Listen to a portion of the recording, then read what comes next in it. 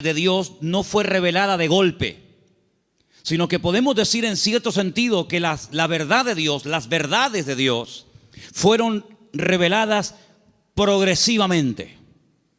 Adán no tenía todas las verdades, Abraham tampoco las tenía, ni David, sino que fue algo que Dios fue manifestando con el paso del tiempo. Ahora, hay un momento puntual en la historia en el cual Dios, a través de un hombre llamado Moisés, decide dar, permítame la palabra, un gran paquete de verdades para que él a su vez se las transmita al pueblo de Israel. Y ese paquete de verdades, ese montón de grandes enseñanzas e instrucciones verídicas de parte de Dios, la conocemos con el nombre de la Torá o la ley de Moisés, el Jumash, el Pentateuco, los primeros 5 libros de la Biblia, donde ustedes pueden encontrar instrucciones y verdades que se pueden aplicar a la familia, a la economía, a la agricultura, al comercio exterior, a las relaciones entre seres humanos, etcétera, etcétera. Total, 613 mandamientos, 613 verdades que Dios transmite al pueblo de Israel, y a su vez el pueblo tenía la obligación de transmitirlas al mundo, porque Israel tenía que ser en aquel tiempo la luz en medio de la oscuridad donde estaban las naciones que le rodeaban. Pero sin embargo, cuando vamos al Nuevo Testamento, al Nuevo Pacto, encontramos que la verdad en sí misma, ese concepto que decimos, bueno, la verdad, ¿dónde está? ¿Se puede medir? ¿Se puede pesar? ¿Se puede enseñar? Ese concepto de la verdad se encarna, se humaniza en la persona de Jesús. Él llega a decir un día en una conversación muy interesante que mantiene con sus discípulos, si la quieren conocer, está en Juan capítulo 14, donde él observa a sus discípulos después de haberles anunciado que se va a marchar, que tiene que volver a la presencia del Padre. Pues él dice que los nota tristes y les dice, miren, no se turben, no se preocupen, no se turbe vuestro corazón. Si creen en Dios, crean también en mí. En la casa de mi Padre muchas moradas hay. Si así no fuera, yo os lo hubiera dicho. Yo simplemente lo que voy a hacer es, voy a ir a preparar un lugar para que donde yo estoy, vosotros también estéis conmigo. Y ustedes saben a dónde voy, sabéis el camino. Y en ese momento le interrumpe un discípulo, Tomás, y le dice, Señor, no sabemos a dónde te vas. No tenemos ni idea de lo que nos estás diciendo, que te vas a dónde. Si no sabemos a dónde vas, ¿cómo vamos a saber el camino? Y es entonces cuando el Señor le responde ese versículo que todo creyente prácticamente sabe de memoria, aunque lleve 3 días leyendo la Biblia, Juan 14:6, que dice, yo soy el camino, yo soy la verdad y yo soy la vida. ¿Cuántos dicen amén? Un versículo realmente extraordinario. Ahora, hay 300, lo tengo aquí apuntado, 317 versículos en toda la Biblia donde aparece la palabra verdad. La palabra verdad aparece en el Antiguo Testamento, aparece en el Nuevo Testamento. Es el deseo de Dios que el hombre conozca la verdad. Y la palabra verdad en hebreo se pronuncia emet. Y vamos a ponerla ahí para que ustedes vean cómo se escribe en hebreo la palabra, porque quiero explicarles rápidamente algo muy interesante acerca de esta palabra. La palabra emet se forma con esas 3 letras. La letra, tienen que leer de izquierda a derecha, ¿sí? La alef, la letra men y la letra tav. La letra alef es la primera del alfabeto hebreo. La letra tav es la última y la letra men es la del centro. Y digamos que se hace como una especie de trípode, ¿verdad? Con esas 3 letras se forma la palabra verdad, y de esa palabra salen múltiples combinaciones de todas palabras relacionadas, entroncadas con la palabra verdad, todas, por cierto, muy interesantes. Ahora, déjenme que les comparta algo acerca de la verdad. Cuando vamos a la palabra de Dios, encontramos que todo lo que uno hace en la vida tiene efectos a corto y a largo plazo. Si tú robas algo de alguien, puede ser que termines en la cárcel porque alguien te denuncia.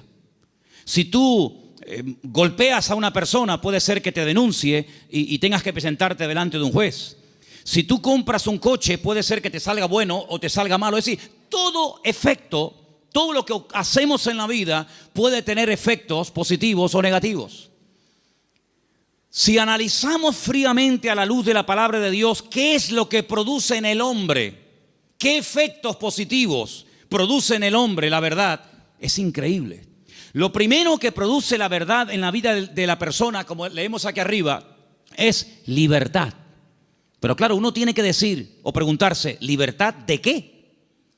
Cuando Jesús pronunció esta famosa frase, conoceréis la verdad y la verdad os hará libres, Él la pronunció en un contexto cultural y social completamente diferente al que tú y yo vivimos hoy en día. Porque aparentemente no existe esclavitud, pero en aquellos tiempos prácticamente el mundo entero, todo lo que era Europa, Asia y el norte de África, estaba dominado y controlado por un imperio terrible que era el Imperio Romano, donde la población romana, los que tenían la ciudadanía romana, era muy pequeña en relación con los que no tenían ciudadanía romana. Había millones y millones de seres humanos que estaban privados de libertad, es decir, eran esclavos. Claro, ya lo dije en una ocasión, no todos los esclavos tenían la misma posición. Había esclavos que tenían una libertad que otros no tenían, pero igualmente eran esclavos. No tenían derecho a paro, ni jubilación, ni vacaciones, ni descanso, nada que ver. Y cuando el Señor, en ese contexto de opresión, en ese contexto de abuso, en ese contexto donde no hay derechos, donde no hay beneficios de ningún tipo, pronuncia la palabra libertad, tuvo que causar un impacto tremendo, porque era el sueño de todo esclavo, poder algún día llegar a ser libre. La libertad que el Señor ofrece en su palabra no está basada en una libertad temporal. No está basada en una libertad que yo he podido comprar con dinero. ¿Se acuerdan ustedes cuando un día fueron a azotar a Pablo? Él dijo, yo soy ciudadano romano. Los ciudadanos romanos tenían derecho a ser juzgados previamente antes de ser condenados. Así que ándate con ojo qué es lo que vas a hacer, porque yo soy ciudadano romano y tú me quieres dar una paliza con el látigo, sabes que no lo puedes hacer. Dice que tuvieron temor. Y el centurión, la persona que lo iba a castigar, le dice, yo con una gran suma de dinero obtuve la ciudadanía. ¿Y tú de dónde tienes la ciudadanía romana? Dice, yo la tengo desde la cuna, porque él fue ciudadano romano desde su nacimiento.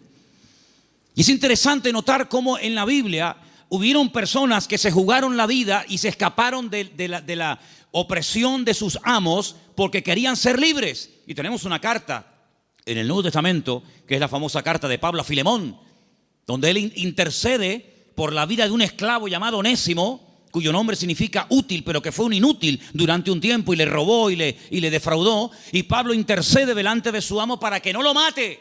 Y le dice, mira, recuerda que tú me debes algunos favores y estoy convencido que por la madurez que creo que tienes, tú vas a hacer mucho más de lo que te estoy pidiendo. Y si algo te ha robado o si en algo te ha defraudado, ponlo a mi cuenta, dice el apóstol Pablo. Y en cierto sentido es como una metáfora, aunque fue un hecho real, es como una metáfora de lo que ha ocurrido en nuestra vida. Porque la Biblia dice que espiritualmente hablando, todos nosotros durante años de nuestra vida fuimos esclavos de nuestras pasiones y deseos, esclavos de complejos, esclavos de ataduras, esclavos en definitiva del pecado. Creíamos que éramos, y en el fondo éramos unos auténticos esclavos, o vivíamos para una sustancia que nos tenía atrapados y anulada completamente nuestra libertad y nuestro libre albedrío. Hasta que dice la Biblia que a través de la sangre de Jesucristo, que venció al diablo y rompió todas las ataduras en la cruz del Calvario, dice que Él compró nuestra libertad a precio de sangre. Y por eso Pablo, cuando le escribe, por ejemplo, a una iglesia en Galacia, le dice, hermanos, ahora que sois libres, sed maduros y no utilicéis la libertad como ocasión para la carne. Es decir, no paséis de la libertad al libertinaje, sino que la libertad que Dios os ha dado es para poder escoger y para poder discernir y para poder saber lo que os conviene y lo que no os conviene. La libertad viene a raíz de conocer la verdad. No hay libertad si uno no conoce la verdad. No hay peor tragedia en la vida que creer en una mentira creyendo que es una verdad. ¿Cuántas personas se inmolan cada día en el mundo y son capaces de explotarse y morir matando a otros seres humanos porque creen en la gran mentira de que si hacen eso, inmediatamente llegarán al paraíso donde lo están esperando no sé cuántas mujeres vírgenes. Son personas sinceramente equivocadas. No son falsos, no son hipócritas. Son personas que son capaces de dar la vida, pero por una gran mentira, creyendo que es la gran verdad de todos los tiempos. ¿Cuántas personas se han equivocado de camino, espiritualmente hablando? Como dice el proverbio, hay caminos que al hombre le parecen derechos, pero son caminos de muerte. En otras palabras, no hay libertad hasta que verdaderamente tú conozcas la verdad. Y cuando conoces la verdad, tienes paz, tienes seguridad, no tienes temor de nada ni de nadie, porque la verdad te hace libre, la verdad te hace dormir tranquilo, la verdad te quita todo temor al hombre, todo temor al día de mañana, todo temor a lo que te hagan o te digan, porque la libertad gloriosa de los hijos de Dios está basada, está fundamentada en un hecho, y es en la verdad de la palabra de Dios. ¿Cuántos dicen amén? Vamos a leer un salmo. Salmo 86, versículo 11. Escuchémoslo. Enséñame, oh Señor, tu camino, caminaré yo en tu verdad. Afirma mi corazón para que tema tu nombre. El salmista le pide al Señor: enséñame, muéstrame el camino, para que yo pueda andar en ese camino, que dicho sea de paso, es un camino basado en la verdad. Hermanos, hay creyentes que han sido víctimas de falsas doctrinas. Hay creyentes que han estado tal vez en otras partes, en otras congregaciones, donde no han conocido totalmente la verdad y los efectos de la verdad en su vida. Una vez visitando un grupo de iglesias en la península, cuando terminé de predicar, el pastor que me había invitado me pidió si por favor podía decirle a los hermanos de la iglesia, los que quisieran, que pasaran adelante para que orara por ellos. Yo le dije: bueno, si usted quiere que yo haga eso, está bien, que pasen adelante los que quieran, que en esta noche oremos por ellos. Cuando me acercaba a la gente que había pasado al frente, yo les preguntaba en baja voz al oído: ¿hay algún motivo, hay alguna cosa por la cual quiere que yo ore por usted? Y me decía, por ejemplo, la primera persona: sí, hermano, quiero que ore por mí porque estoy bajo maldición. Bueno, cuando iba al segundo, me decía más o menos lo mismo. Cuando llegué al tercero y me dijo más o menos lo mismo, digo: un momento. Me volví a subir al púlpito y volví a predicar otra vez. Digo: ustedes son víctimas, ustedes han sido víctimas de una mala enseñanza. Ustedes no están viviendo como creyentes. La Biblia dice: si alguno dice que cree en Él, debe andar, debe comportarse, debe vivir como Él anduvo. En otras palabras, ustedes tienen el nombre de creyentes, de hijos de Dios, pero están viviendo como esclavos. Y el Señor Jesucristo vino a este mundo para deshacer las obras del diablo. Y ustedes no entienden que el Señor Jesucristo, cuando fue clavado en la cruz, cargó, según dice la palabra de Dios, todas y cada una de las posibles maldiciones, y Él se hizo maldición para que nosotros heredásemos bendición. Por lo tanto, ustedes están agarrándose a conceptos distorsionados y equivocados, y esa ignorancia es la que está haciendo que ustedes no vivan bien, no coman bien y no disfruten de la vida gloriosa de un hijo de Dios. Y cuando ellos recibieron esta enseñanza en esa noche y en otros días, ellos comenzaron a darse cuenta de que habían estado atrapados y habían estado esclavizados de mentiras que no sé quién se las enseñó, pero que ellos la abrazaron y la creyeron, interiorizaron esas mentiras, y si la verdad nos hace libre, la mentira nos hace esclavos. Por eso es muy importante, como decía el salmista: Señor, enséñame tu camino, enséñame las verdades de tu palabra para que yo pueda caminar por ellas. Leía en el día de hoy un libro que a mí sinceramente me apasiona, es uno de mis libros favoritos de lo que llamamos el Antiguo Testamento, el libro de Daniel. Hay un momento en el que Daniel ora al Señor pidiendo perdón por los pecados de la nación, sabiendo que el tiempo de la liberación del cautiverio en Babilonia se ha cumplido. Y hay un momento en el que él ora y dice las siguientes palabras. Escúchenlas por favor del libro de Daniel, después les digo dónde estamos leyendo. Conforme está escrito en la ley de Moisés, todo este mal vino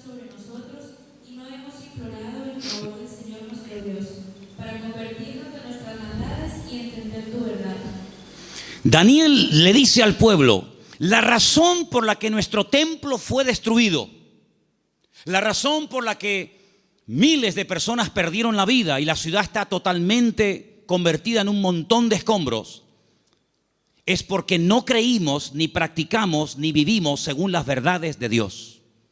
De todos los profetas que había en aquel momento en Jerusalén profetizando, solamente había uno que decía la verdad. Todos los demás le decían a la gente lo que la gente quería oír. Había momentos en los que los profetas llegaban y decían: no tengan ningún temor, la ciudad de Jerusalén es indestructible, es la ciudad del gran rey, donde él ha depositado y puesto su gloria y su presencia.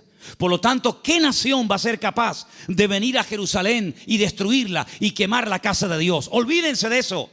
Lo que Jeremías os predica es falso, es mentira. La ciudad de Jerusalén nunca va a ser tomada ni destruida por el rey Nabucodonosor. Sin embargo, el profeta Jeremías le decía: la ciudad de Jerusalén sería indestructible y el templo sería inviolable siempre y cuando viviéramos en santidad y viviéramos en orden. Pero no lo estamos haciendo.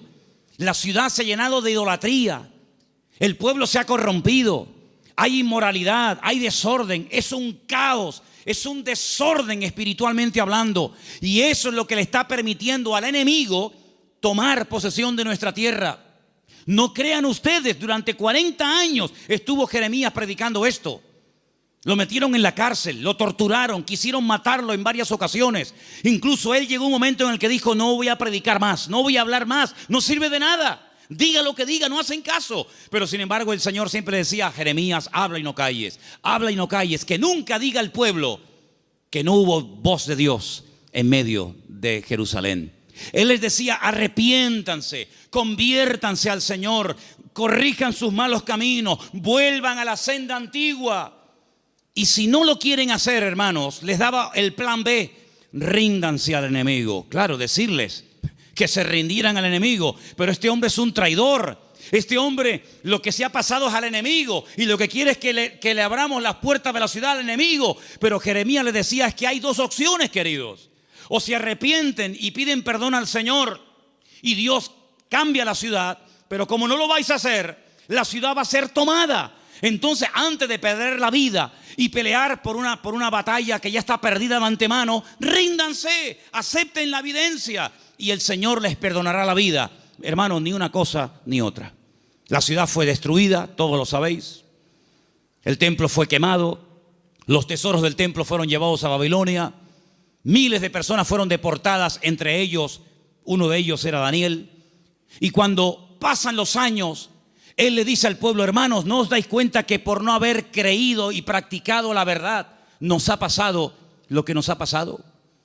Hermanos queridos, creer en mentiras, interiorizar mentiras, practicar mentiras, tiene consecuencias a corto y a largo plazo, todas y cada una de ellas destructivas. Si tú crees que eres un inútil, tú vas a vivir creyéndote que tú eres un inútil. ¿Quién te lo dijo? ¿Tu marido? ¿Papá? ¿El profesor? Y tú te has creído esa gran mentira, porque Dios no ha creado seres inútiles. Dios ha creado al hombre a su imagen y semejanza. Es el hombre el que se deteriora, el que se autodestruye a sí mismo. Pero Dios creó al hombre como la corona de la creación. Dios delegó en el hombre responsabilidades que no delegó en animales. Y Dios creó el mundo para el hombre, no el hombre para el mundo. Pero lamentablemente el hombre prefiere creer en mentiras en vez de creer en verdades. Y por eso muchas veces es un auténtico esclavo de su ignorancia, de sus errores y de sus mentiras. Pero la libertad gloriosa de los hijos de Dios viene única y exclusivamente cuando experimentamos la verdad en nuestras vidas. He preparado una pequeña selección de versículos. Vamos a leerlos, por favor. Algunos de ellos están en Proverbios. El anterior les dije que estaba en Daniel 9:13. Pero quiero que leamos esta pequeña selección de versículos donde vais a notar que en cada uno de ellos aparece la palabra verdad. Prestemos atención. Proverbios 3, versículo 3. Aparten de ti la misericordia y la verdad. Átalas a tu cuello, escríbelas en la tabla de tu corazón.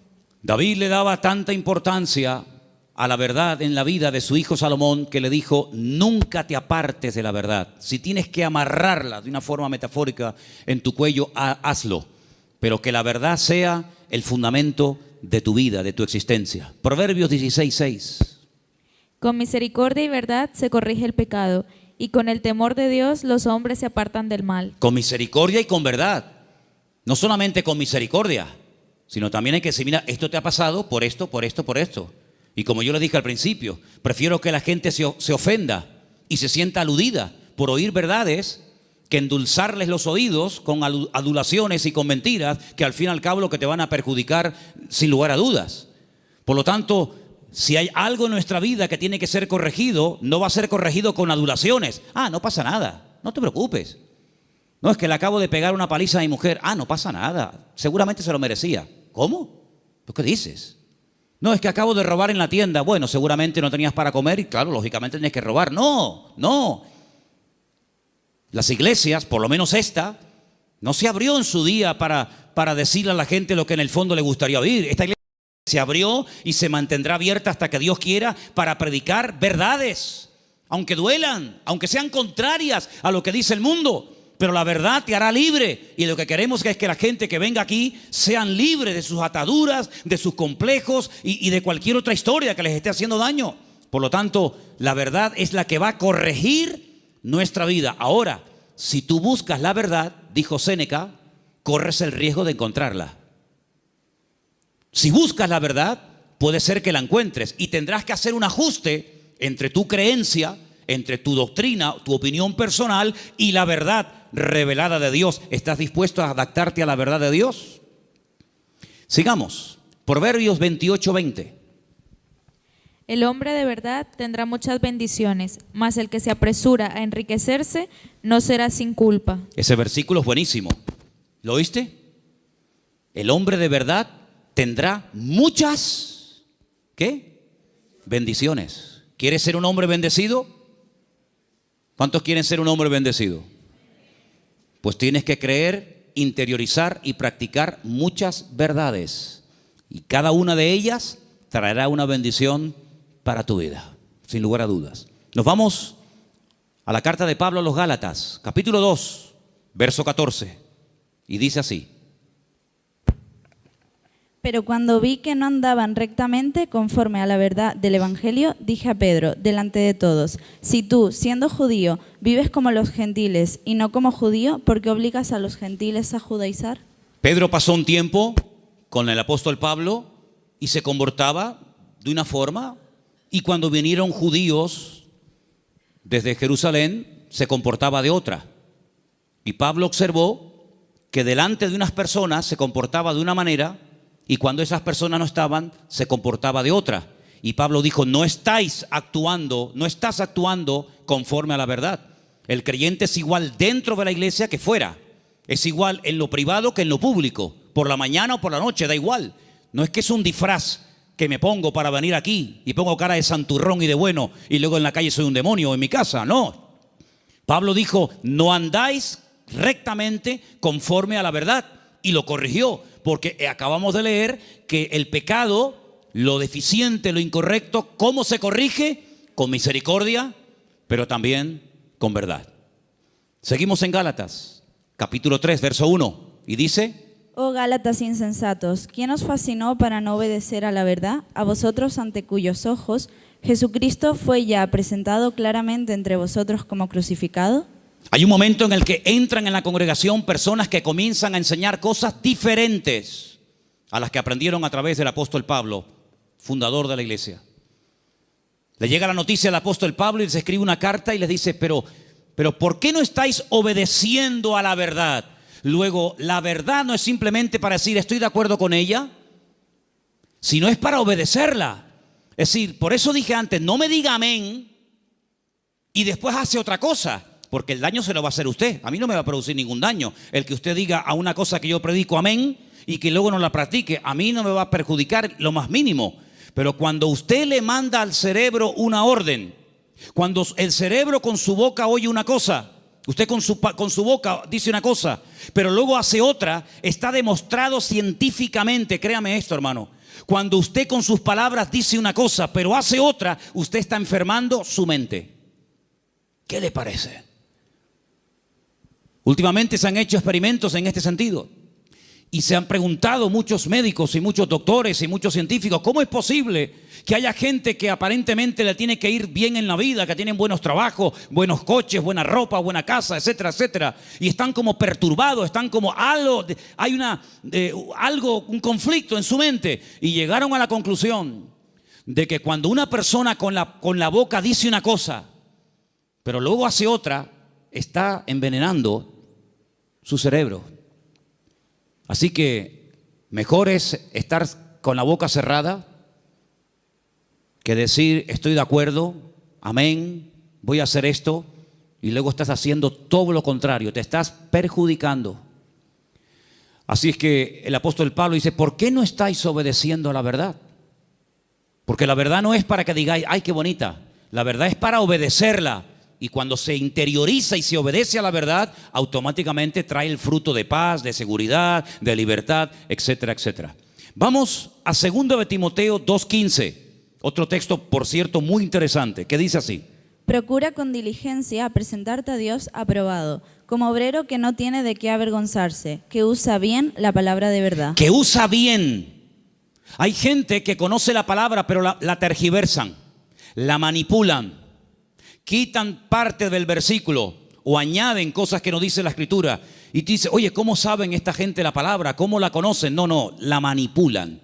Y uno de los peores pecados que podemos hacer es amañar, manipular la Escritura para enseñar medias verdades.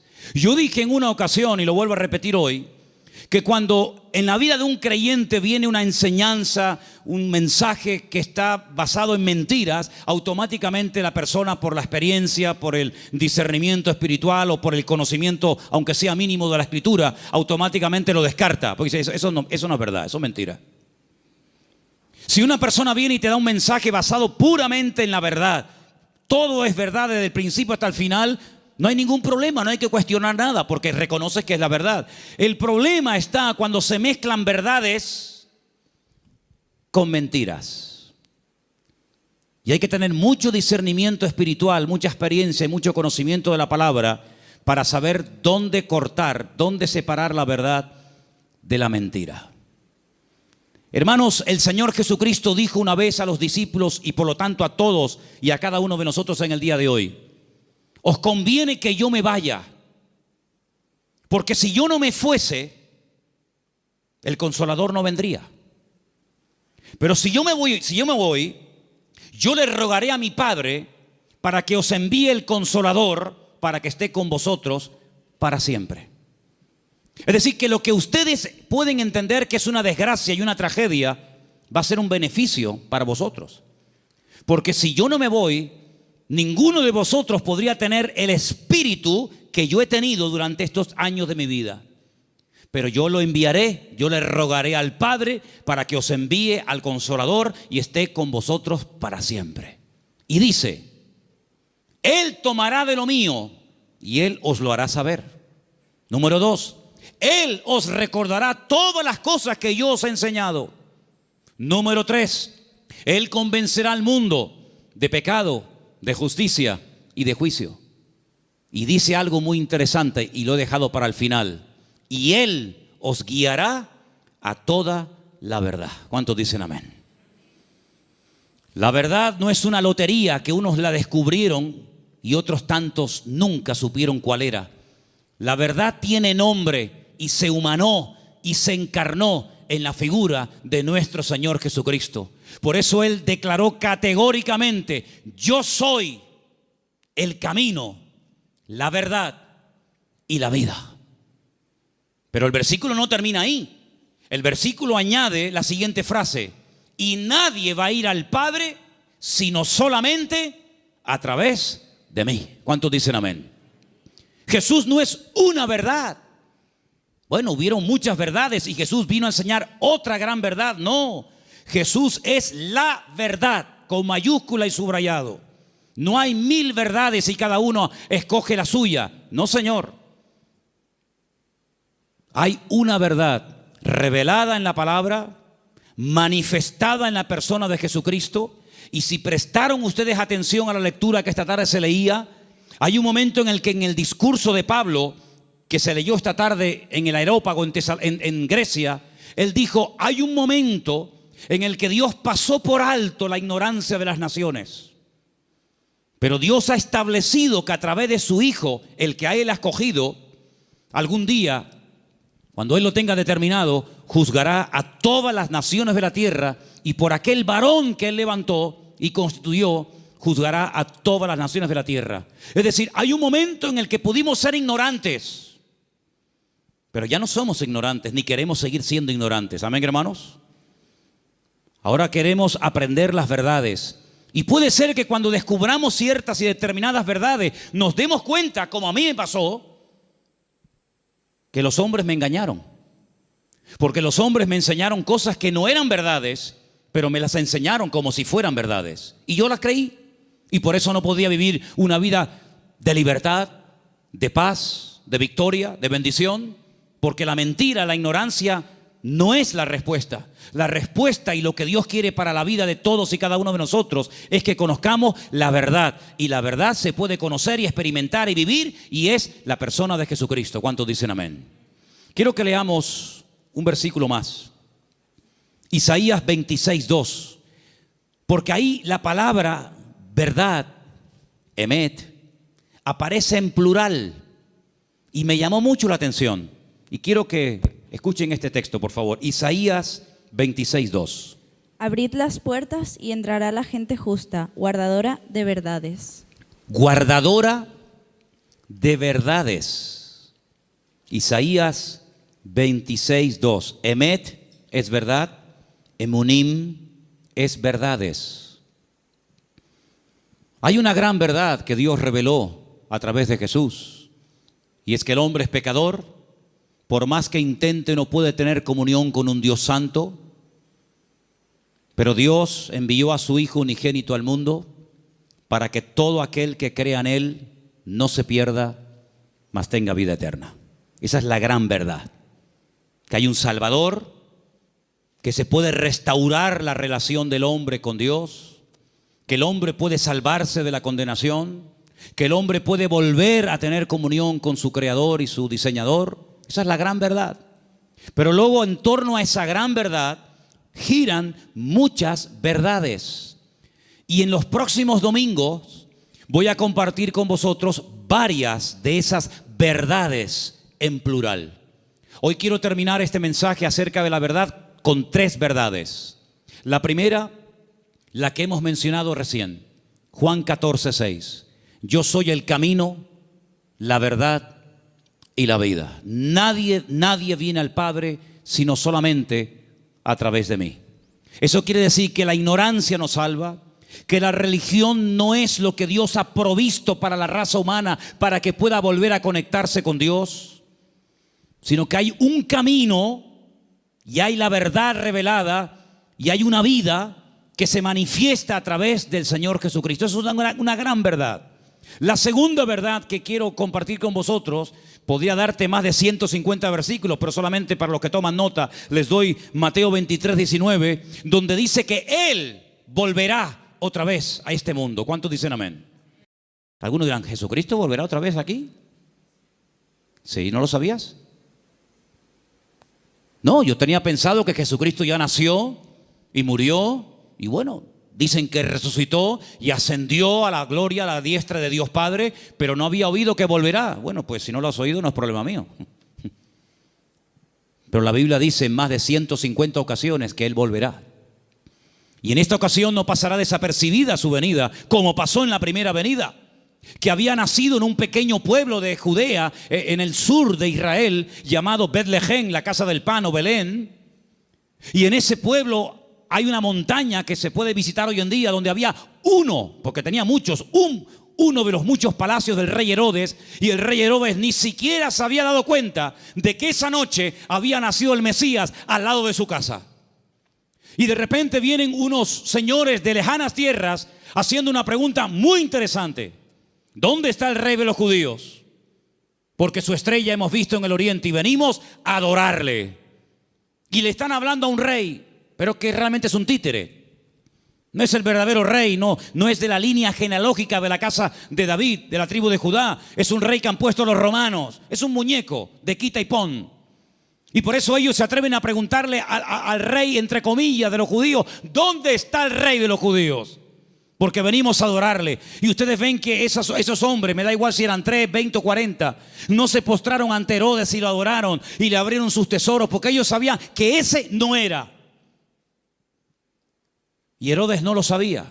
Y tiene que mandar a llamar a los escribas y fariseos, los que estudiaban la escritura y hacían las copias de la escritura, para preguntarle, oye, ¿qué dice la Biblia acerca del Mesías? ¿Dónde tiene que nacer? Ya en aquel tiempo ya se había escrito dónde había que nacer. Si se lo hubieran preguntado no sé, por ejemplo, a Abraham o a cualquier otro personaje, no te hubiera dado respuesta. Pero en aquel momento ya estaba escrito en el libro del profeta Miqueas que Jesús, que el Mesías, Yeshua, tenía que nacer en Belén de Judea.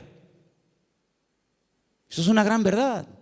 Pero una gran verdad también es que Él mismo dijo, me voy, pero volveré otra vez. Y la Biblia dice que tenemos que estar velando y orando porque no sabemos ni el día ni la hora, pero que volverá, volverá. Y cuando vuelva, todo ojo le verá, toda rodilla se doblará y todo el mundo se pondrá de rodilla y confesará que Él es el Señor para gloria de Dios Padre. Y no será algo que dice, bueno, ¿habrá venido? ¿No habrá venido? ¿Dónde está? Hermanos, será algo que va a tener un impacto a nivel mundial. Probablemente para algunos esto les suene a chino, esto les suene a algo como ciencia ficción, pero esto no es un cuento ni un mito, esto es palabra de Dios. Jesucristo viene y viene muy pronto. ¿Cuántos dicen amén? Y esa es una de las grandes verdades que no tenemos que olvidar. Y hermanos, estamos más cerca que nunca de la venida del Señor. Y hay cientos de señales y cientos de información, de datos que nos indican cuánto tiempo falta para venir. Y uno que se menciona muy poco, prácticamente nadie lo menciona, pero yo quiero mencionarlo esta tarde, es que dice el Señor que antes de que Él venga, vendría un tiempo de prueba a todas las naciones de la tierra. Pero también dice la promesa, pero si ustedes guardan mi palabra y no niegan mi nombre, yo les guardaré de la hora de prueba que ha de venir sobre todos los habitantes de la tierra. Y estamos viendo naciones tremendamente ricas que están en la más absoluta miseria. Y estamos viendo naciones que dicen, ¿cómo es posible que esto pueda ocurrir en tal lugar y en este momento? Hermanos, la hora de la prueba ha venido y ha comenzado. No habrá ni una sola nación de la tierra que no vaya a ser sacudida antes del retorno de nuestro Señor Jesucristo. Algunos miran a Estados Unidos como si fuera el paraíso terrenal. Antes de ayer me llamó un hermano de Estados Unidos, el hermano Adán. ¿Está ahora ahí? ¿Nos está viendo Adán? Ahora no. El hermano Adán es un hermano del Salvador que vive en California. Y de vez en cuando me llama y hablamos y me dice, si por casualidad gana el señor Trump en Estados Unidos, él ha dicho que no solamente tiene intención de echar a patadas a todos los latinos de Estados Unidos, sino a los hijos nacidos en territorio americano de padres latinos. Ahora resulta que se jugaron la vida muchos hermanos y personas veían a Estados Unidos como decir, no, vámonos para allá y mira tú por dónde, que a lo mejor, no lo sé, dentro de un año a todos los latinos los meten en un barco y los echan cada uno a su tierra. Y entonces yo le diré a más de uno, te lo dije, la salvación no se llama USA, la salvación se llama Jesucristo. Me escriben todos los días de Venezuela, todos los días me mandan correos pidiéndome ayuda, pidiéndome auxilio, que quieren salir por la frontera de Colombia, que quieren salir por no sé qué sitio. Y yo a todos les digo lo mismo. Digo, hermanos, en Venezuela hay iglesias de miles y miles de miembros que no hay en España. En Venezuela hay millones de creyentes, cosa que en España no hay. Es mucho más fácil que un venezolano se convierta que un español en España se convierta. Ustedes han experimentado avivamientos tremendos. Mi padre fue torero y toreó en el Nuevo Circo de Caracas. Hoy en día la plaza del Nuevo Circo en Caracas es una iglesia evangélica. Aquí jamás hemos visto una plaza de toros llena de creyentes. Bueno, hace unos años hicimos unos cultos aquí en la plaza de toros, pero lógicamente no se llenó. Pero siempre le digo a todo el mundo, Dios, ¿dónde es más poderoso? ¿Dónde Dios tiene más poder? ¿Dónde Dios actúa más poderosamente? ¿Dónde es más grande? ¿En Corea?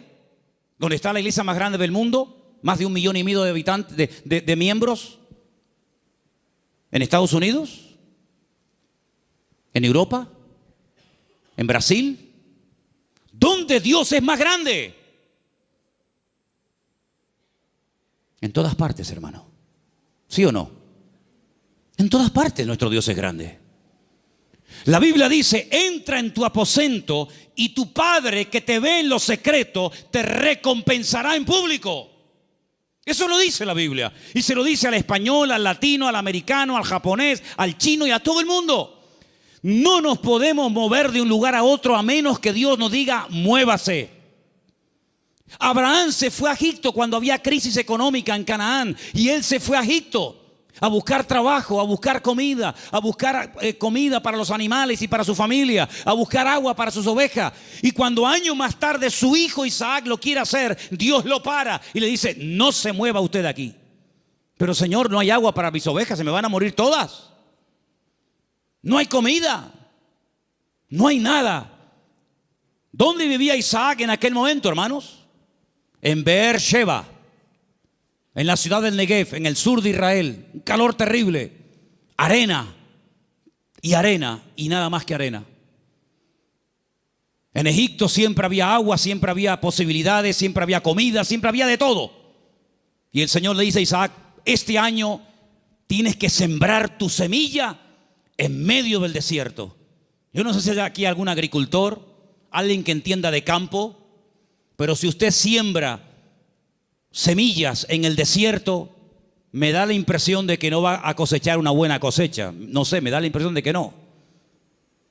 Pues dice la Biblia que al año siguiente, cuando llegó el tiempo de la cosecha, Isaac cosechó a 100 por 1. Es decir, siembro una semilla y recojo 100 por cada una que he sembrado. Una desproporción increíble.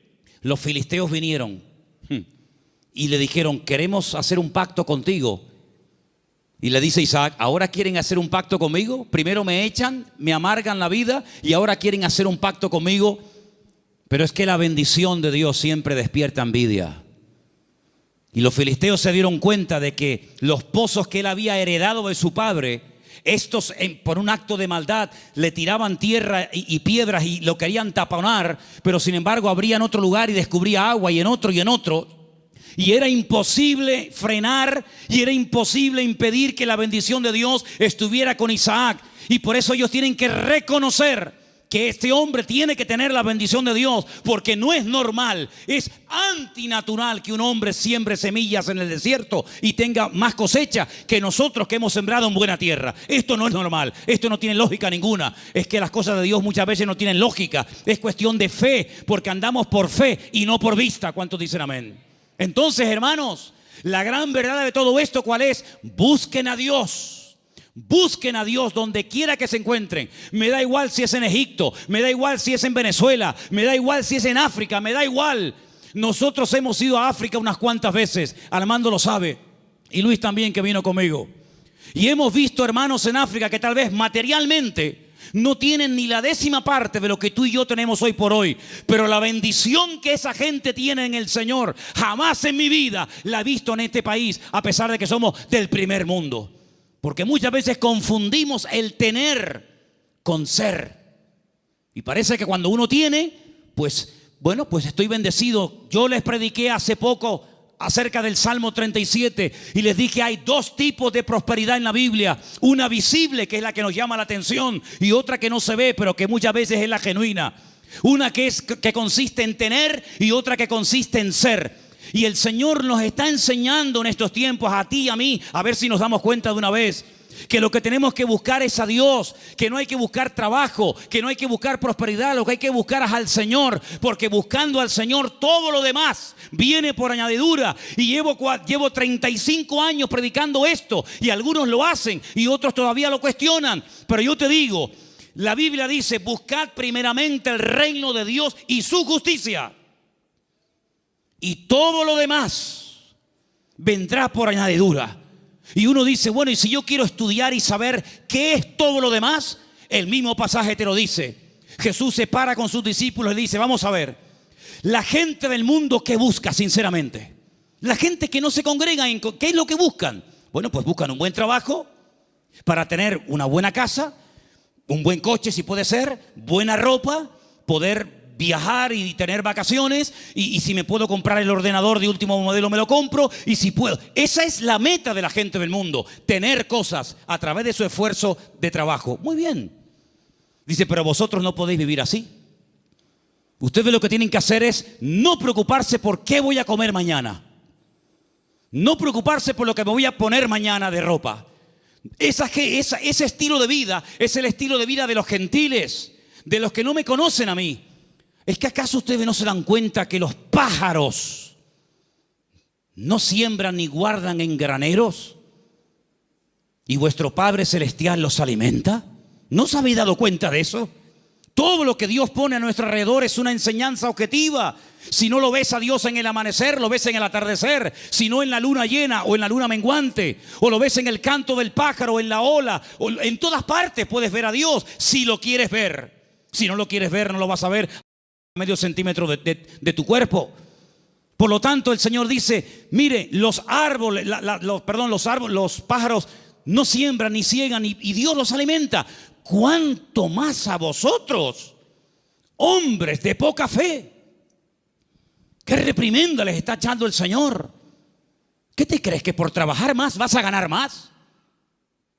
Tú vas a ganar lo que Dios quiere que ganes, ni un centavo más, ni un centavo menos.